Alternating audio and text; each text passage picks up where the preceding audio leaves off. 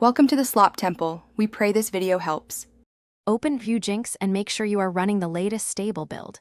Go to Options, then Input to open Motion Control Settings page. Choose the controller profile you want to modify, like Pro Controller or Joy-Con layout. Click the Motion tab to enable motion input and set the source device.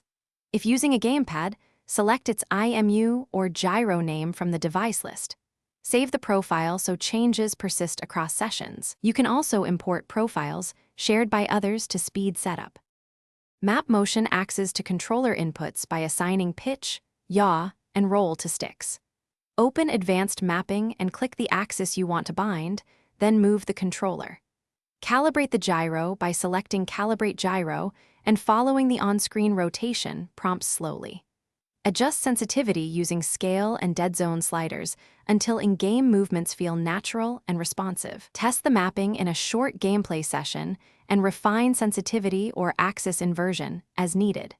Save different profiles for motion or for traditional control preferences to swap quickly.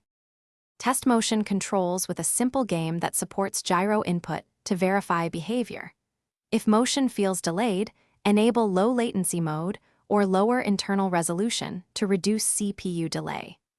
Recenter gyro frequently in long sessions by using the recenter button mapped to a controller input.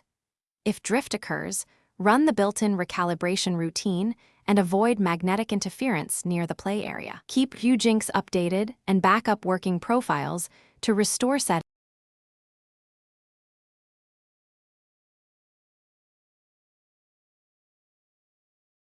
Thanks for watching. Consider subscribing if we helped you.